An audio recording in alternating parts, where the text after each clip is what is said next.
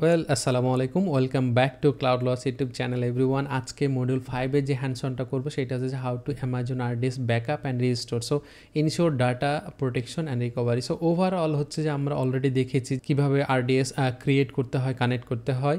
So আজকে হচ্ছে যে বেসিক্যালি আমরা দেখবো যে কীভাবে আরডিএস এর ব্যাকআপ নিতে হয় এবং সেই ব্যাকআপ থেকে রিস্টোর করতে হয়। সো ব্যাকআপ এবং রিস্টোরের যে অপশনগুলো রয়েছে সেই অপশনগুলো আমরা দেখাবো এবং হচ্ছে যে আমরা হ্যান্ডসন করবো যেখানে ডিরেক্টলি হচ্ছে যে আমাদের আরডিএসটা ব্যাকআপ নেব এবং রিস্টোর করব। সো চলুন যে আমাদের এডাব্লিউএস কনসোলে। সো বিফোর এডাব্লিউএস কনসোলে যাওয়ার আগে অবশ্যই ভিডিওটা যদি ভালো লেগে থাকে লাইক শেয়ার কমেন্ট করতে ভুলবেন না এবং ডোন্ট ফরগেট সাবস্ক্রাইব। সো চলুন চলে যাই আমাদের এডাব্লিউএস কনসোলে। সো এডাব্লিউএস কনসোলে আসার পরে আমাদের এডাব্লিউএস কনসোলে যে আমরা ড্যাশবোর্ডটা সেখানে আমরা হচ্ছে যে আরডিএস আমরা এখানে দেখতে পাচ্ছি, বাট আমরা হচ্ছে আরডিএস সার্চ দিব, দেন হচ্ছে আরডিএস যে কনসোল আছে সেই কনসোলে আমরা চলে যাব। সো সেখানে আমাদের দেখেন এখানে দেখতে পাচ্ছি যে রিসোর্সের অপশনটা, দেন আমরা ডাটাবেজে যাব। সো ডাটাবেজে আসার পরে আমাদের যে ডাটাবেসটাকে ব্যাকআপ নেব, রিস্টোর করব, সেই ডাটাবেসটা আমার এখানে অলরেডি আমি ইনস্টল করে রেখেছি। যেহেতু আমরা এর আগের ভিডিওতে ইনস্টল করে রেখেছিলাম সেই কারণে আমি নতুন করে আর ইনস্টল করা বা লঞ্চ করাটা দেখাচ্ছি না। সো এই যে ডাটাবেসটা রয়েছে সেই ডাটাবেসটাকে আমরা হচ্ছে যে ব্যাকআপ এবং রিস্টোরের যে ওভারঅল অপশনগুলো আছে সেইগুলো আমরা কাজ করব। সো অটোমেটেড যে ব্যাকআপ রয়েছে সেই ব্যাকআপটা আমরা আগে দেখে আসি, যেখানে কিনা ডাটাবেসে অটোমেটেড ব্যাকআপ নেয়। সো এখানে আমরা লেফট হ্যান্ড সাইডে একেবারে দেখতে পাচ্ছি অটোমেটেড ব্যাকআপস। অটোমেটেড ব্যাকআপসে যাওয়ার পরে আমরা দেখতে পাবো আমাদের যে মাইসিডির ডিবিটা রয়েছে সেই ডিবি ইনস্ট্যান্সের অটোমেটিকলি একটা ব্যাকআপ সে নিয়ে রাখছে।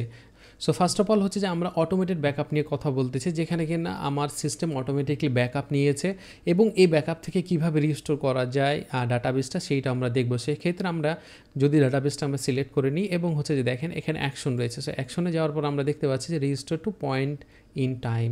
সো এইখান থেকে দেখেন রিস্টোর টাইমটা অটোমেটিকলি যে আমরা এর আগে ডিসকাস করেছিলাম যে পয়েন্ট ইন টাইমে আমরা ডাটাবেজ রিকভারি করতে পারি এক্স্যাক্টলি প্রিসেস টাইমে। সো থিওরিটিক্যালি আমরা এটা নিয়ে ডিসকাস করেছিলাম এবং হচ্ছে manage cross reason replication. So এই যে আপনি এই ডাটাবেস এই যে ব্যাকআপটা রয়েছে সেখান থেকে আপনি আপনার ডাটাবেস নতুন করে ক্রিয়েট করতে পারবেন রিস্টোর মাধ্যমে। এবং এই যে টাইমে আপনার দেখেন ডাটাবেসটা ব্যাকআপ নিয়েছে সেই টাইম অনুযায়ী বা সেই টাইম পর্যন্ত যে ডাটাবেজের হোল যে ডাটা রয়েছে সেইটার উপর বেস করে আমরা রিস্টোর করতে পারবো এবং নতুন ডাটাবেস ক্রিয়েট করতে পারবো। অলসো আপনার যে ক্রস রিজন যে রেপ্লিকেশন আছে সেইটাও আমরা এখান থেকে করতে পারবো। সো এই হচ্ছে যে অপশন অটোমেটেড ব্যাকআপ থেকে কীভাবে ব্যাকআপ নেয় এবং সেখান থেকে কীভাবে রিস্টোর করে ডাটাবেস ক্রিয়েট করতে হয়। সো আমরা যদি দেখি এই অপশনটা কীভাবে কাজ করে, সো এখানে আমরা যে রিস্টোর পয়েন্ট ইন টাইমে যদি আমরা যাই সেইখানে দেখেন কীভাবে ডাটাবেসটাকে আপনাকে ক্রিয়েট করার অপশন দিচ্ছে। সো এখানে দেখেন রিস্টেবল টাইম দেখাচ্ছে এবং হচ্ছে সেটিং যে অল যে সেটিংগুলো রয়েছে ওইগুলো আপনি আবার নিতে পারবেন। সো এটার সোর্স হচ্ছে ডাটাবেজ ইনস্ট্যান্সের দেখাচ্ছে যে কোন ইনস্ট্যান্স থেকে আপনি সোর্সটা নিচ্ছেন। ইনস্ট্যান্স কনফিগারেশন আপনি এখানে চেঞ্জ করতে পারবেন ওভারঅল। এবং হচ্ছে যে আমরা এর আগে নতুনভাবে যে ডাটাবেস ক্রিয়েট করি সেম অ্যাজ ইট ইজ অপশনগুলো, বাট আপনার সোর্সটা হচ্ছে যে ব্যাকআপ। সো সেইখান থেকে আপনি পয়েন্ট ইন টাইমে রিস্টোর করতে পারবেন এবং যদি চেঞ্জের কোনো প্রয়োজন না হয় সো সেই ক্ষেত্রে আপনি 1-to-1 আপনি অ্যাজ ইট ইজ রেখে আপনি ডাটাবেসটা ক্রিয়েট করতে পারবেন। সেই ক্ষেত্রে আমরা রিস্টোর পয়েন্ট ইন টাইমে দেওয়ার পরে ডাটাবেসটা ক্রিয়েট হয়ে যাবে।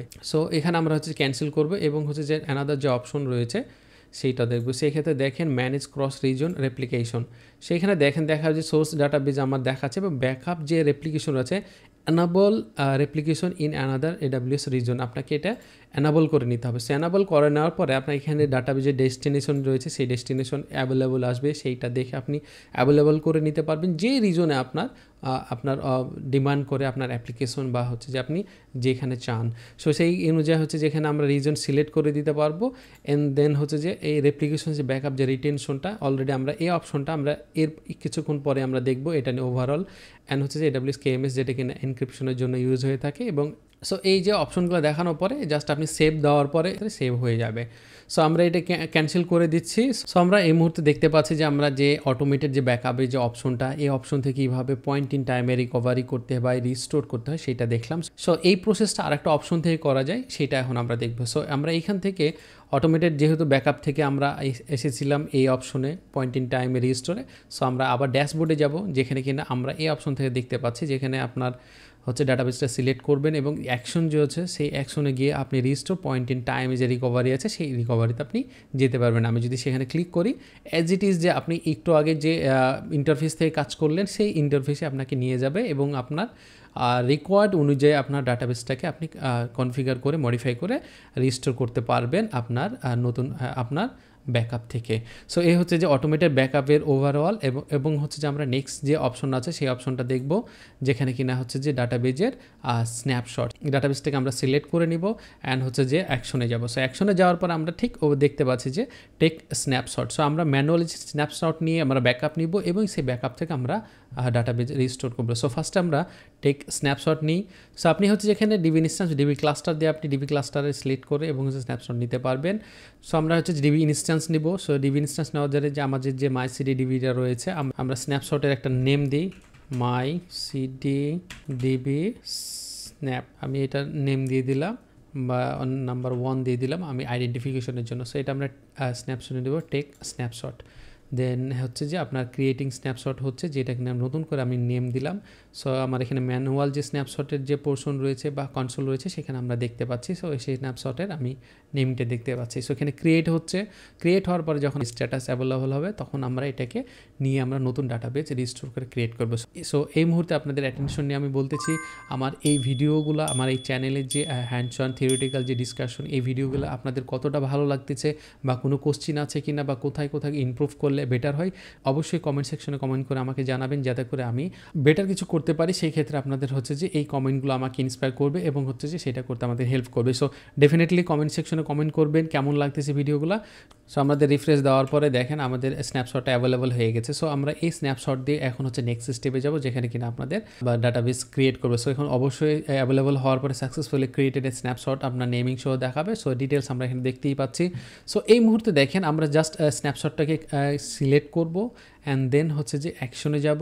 সো অ্যাকশনে যাওয়ার পরে আপনার restore snapshot and copy snapshot আছে, শেয়ার স্ন্যাপশট আছে, যে সবটি যে অপশনগুলো রয়েছে সেগুলো আপনি এখানে পেয়ে যাবেন যেখানে মাইগ্রেট করতে পারবেন, আপগ্রেড করতে পারবেন এবং এক্সপোর্ট টু অ্যামাজন S3-তে করতে পারবেন এবং ডিলিট অপশন তো ডেফিনেটলি আছে। সো আমরা এখন হচ্ছে যে রিস্টোর স্ন্যাপশট করবো। সেই ক্ষেত্রে হচ্ছে যে রিস্টোর স্ন্যাপশটে আমরা যদি ক্লিক করি সেখানে আসার পর দেখেন রিস্টোর স্ন্যাপশট এবং ডাটাবেজ ডিবি যে ইনস্ট্যান্স সেটিং রয়েছে সেইটা দেখাচ্ছে। অ্যান্ড দেন হচ্ছে যে অ্যানাবল RDS এক্সটেনশন সাপোর্ট, যেটা কিনা আমরা প্রথমে দেখেছিলাম যে এক্সটেনশন সাপোর্ট কী কারণে আমরা নিয়ে থাকি, যেটা কিনা আপনার স্পেসিফিক ডাটাবেজ ইঞ্জিনে সাপোর্ট করে থাকে এবং এটা কস্ট ভেরি হাই হয়ে থাকে সাপোর্ট দেওয়ার জন্য। সো আমরা এই মুহূর্তে নিব না। অ্যাভেলেবল এবং ডিউরেবিলিটির ক্ষেত্রে আমরা যদি এই ইনস্ট্যান্সটা আমি মাল্টি এজেতে ডিপ্লয়মেন্ট করি সেখানে মাল্টি এজেই করবো, বাট আমি এর মধ্যে সিঙ্গেল নিচ্ছি এই মুহূর্তে। বাট আমি ডেফিনেটলি সামনের দিকে মাল্টি এজে বা মাল্টি ডিবি ক্লাস্টার কীভাবে কাজ করে থাকে অবশ্যই আপনাদেরকে দেখাবো। সো এরপরে সেটিংয়ে যাব এবং ডিবি ইনস্ট্যান্সের স্ন্যাপশট আইডিটা দেখাচ্ছে ঠিক আছে কিনা সেটা দেখে নেবেন এবং ডিবি ইনস্ট্যান্সের যে আইডেন্টিফায়ার। সো আমি এখানে হচ্ছে যে টাইপ নেম অফ এই যে স্ন্যাপশট থেকে আপনি নতুন যে ডাটাবেসটা ক্রিয়েট করতেছেন সেই নেমিংটা এখানে দিয়ে দেবেন। So same as it is আমরা ওইটাই দিচ্ছি যাতে করে আমরা আইডেন্টিফাই করতে পারি CDDB snap number 1 new. Just আমরা স্ন্যাপশটের নেমটা রেখে আমরা জাস্ট নিউ অ্যাড করে দিলাম আইডেন্টিফিকেশনের জন্য। সো এরপর আমরা চলে যাব ডিবি ইনস্ট্যান্সের ক্লাসটা অ্যাজ ইট ইজ আপনি ইনস্ট্যান্স যে ক্লাসগুলো রয়েছে সেগুলো আপনি পেয়ে যাবেন। আমরা ভার্সটেবলে আছি। সো এই মুহূর্তে আমরা T2 যে মাইক্রো আছে সো T3 মাইক্রোয়ে আমি অ্যাজ ইট ইজ রেখে দিচ্ছি এবং হচ্ছে যে স্টোরেজ টাইপটা এবং এটা সেম অ্যাজ ইট ইজ আমি রেখে দিচ্ছি এই মুহূর্তে। সো 20 গিগাবাইটের যে স্টোরেজ রয়েছে সেইটা অ্যাজ ইট ইজ রেখে দিচ্ছি এবং অ্যাডভান্স সেটিংয়ে রয়েছে কানেক্টিভিটি আমরা ডিফল্ট যে VPC রয়েছে সেইটা রেখে দিলাম। আফটার DDoS ক্রিয়েটে ইউ কান চেঞ্জ, এটা আমরা জানি। ডিবি সাবনেটে যে গ্রুপটা রয়েছে এখানে হচ্ছে ডিফল্ট যে VPC আপাতত রয়েছে সেইটা রেখে দিয়েছি এবং পাবলিক অ্যাক্সেস আমরা ইয়েস দিয়ে দিলাম, রিকমেন্ডেড না বাট আমি ইয়েস দিলাম, আমরা নো দিতে পারি, কোনো সমস্যা নাই। সো আমরা জাস্ট ক্রিয়েট বা ব্যাকআপটা আমরা নেওয়ার জন্য দেখতেছি। VPC সিকিউরিটি গ্রুপটা ডিফল্ট আমরা রেখে দিচ্ছি এই মুহূর্তে, কোনো করবো না, বাট আমরা এই মুহূর্তে লঞ্চ উইজার রয়েছে সেটা আমরা দিয়ে দিতে পারি। And then go for next step যে অ্যাভেলেবিলিটি, যে কোনো আমরা প্রেফারেন্স রাখতেছি না। সার্টিফিকেট আমরা অলরেডি জানি যে ডিফল্ট রেখে দিলাম। অ্যান্ড হচ্ছে যে ডাটাবেজের পাসওয়ার্ড যেখানে পাসওয়ার্ড অথেন্টিকেশন থাকবে, অলসো হচ্ছে এনক্রিপশন আর KMS ডিফল্ট রয়েছে অলরেডি। বিকজ হচ্ছে আপনি যখন আপনি স্ন্যাপশটটা নিয়েছিলেন, আমরা যখন প্রথম স্ন্যাপশট নিই ম্যানুয়ালি, সেই ক্ষেত্রে আপনার ডাটাবেজে কিন্তু আপনার এই যে এনক্রিপশনের যে KMS যে এখন যে মেথডটা সেটা অলরেডি অ্যানাবল ছিল, সেই কারণে এখানে ডিফল্ট রয়েছে, আপনি এখানে চেঞ্জ করতে পারবেন না, কারণ হচ্ছে আগে থেকেই এইটাতে এনক্রিপশন মেথডটা অ্যাক্টিভেট রয়েছিল। সো এরপরে ডিটেলস অ্যান্ড দেন আমরা হচ্ছে যে এই ডাটাবেসটাকে রিস্টোর করবো। So restore database instance, so DB instance দেওয়ার পরে সেটা রিস্টোর হয়ে যাবে। Snapshot is a being a restored.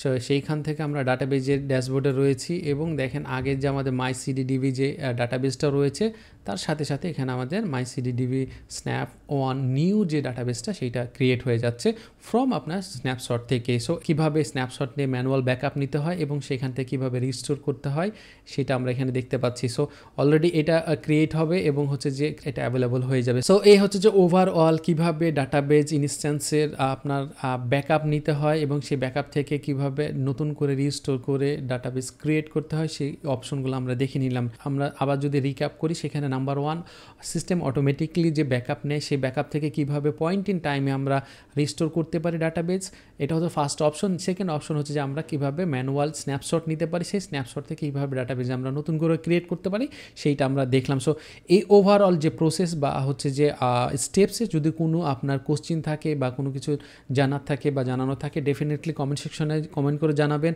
এবং যদি ভিডিওটা ভালো লাগে লাইক শেয়ার কমেন্ট করতে ভুলবেন না এবং obviously don't forget subscribe. So আজকে এই পর্যন্ত। এই হ্যান্ডসনে যদি করতে কোনো সমস্যা হয় অবশ্যই কমেন্ট সেকশনে জানাবেন। কোনো রকমে কোনো প্রবলেম হলে ডেফিনেটলি আমাদের সোশ্যাল যে লিঙ্ক রয়েছে সেখানে আপনারা নক করবেন। সো আজকে এই পর্যন্ত, দেখা হচ্ছে নেক্সট ভিডিওতে। ততক্ষণ পর্যন্ত সবাই ভালো থাকবেন। আল্লাহ হাফেজ, আসসালামু আলাইকুম।